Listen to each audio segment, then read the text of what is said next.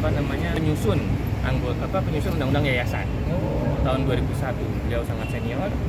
Beliau juga menangani perkara Yayasan Super Semar. Saya punya almarhum Presiden kita Pak Soeharto. Beliau menangani juga perkara Yayasan Trisakti dan banyak perkara lainnya. Beliau berpendapat khususnya dalam terhadap pertanyaan-pertanyaan dari Majelis Hakim dan juga dari kami selaku kuasa hukum penggugat, yaitu Yayasan Bina Palembang. Beliau menanggapi sesuai dengan pasal 5, pasal junto pasal 70 Undang-Undang Yayasan, bahwa kekayaan yayasan baik dalam bentuk apapun ya, uang, aset atau apapun itu tidak dapat dialihkan, tidak dapat dibagi-bagikan baik kepada pengurus, pembina dan lain-lainnya yang ada persinggungan atau ada hubungannya dengan yayasan ataupun pihak lainnya juga. Konsekuensinya di pasal 72 Undang-Undang Yayasan itu pada pasal ayat 1-nya yaitu sanksi pidana 5 tahun penjara. Kemudian yang kedua, sanksi perdatanya itu harus mengembalikan semuanya. Balik kepada pokok gugatan kami bahwa seluruh aset yang kami ajukan gugatan ini sebanyak 55 buah sertifikat itu diketahui dibeli menggunakan uang yayasan. Dari situ kami bertanya kepada Prof, bagaimana Prof apabila ada pembelian aset yayasan bentuknya sebuah tanah dan bangunan menggunakan uang yayasan? Maka Prof di situ menjawab bahwa maka itu secara positif, secara langsung menjadi aset yayasan, tidak dapat dibagi-bagikan. Konsekuensi seperti apa Prof? Tadi Majelis Hakim juga bertanya, mana didahulukan dari peraturan ini? Tentu penegakan hukum harus didahulukan. Nah, bentuk penegakan hukum yaitu kami menunggu keputusan dari Majelis Hakim memutus sesuai dengan undang-undang dengan juga dibantu dengan pendapat tadi Prof Thomas tadi bahwa itu harus dikembalikan kepada Yayasan Bina Palembang.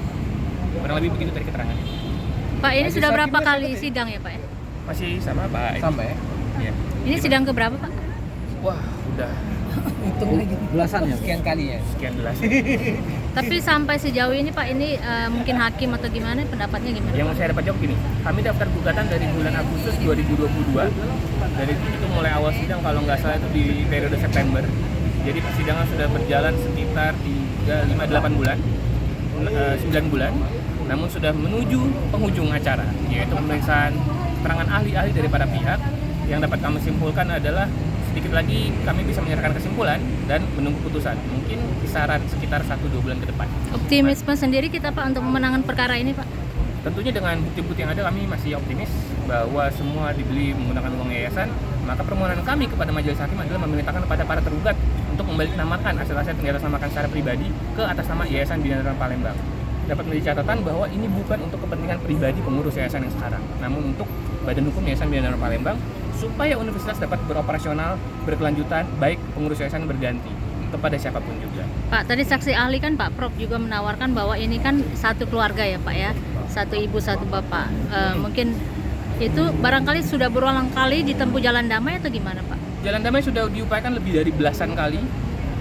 Sempat difasilitasi juga kan kami berawal dari laporan polisi.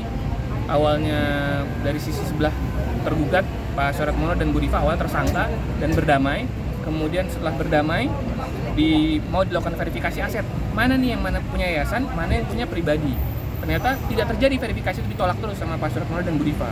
Karena ditolak terus, maka kami mengajukan gugatan ini. Jadi kalau ditanya apakah mungkin ada perdamaian, nampaknya dari sisi sana tidak mau. Karena masih bersikeras bahwa itu milik mereka secara pribadi.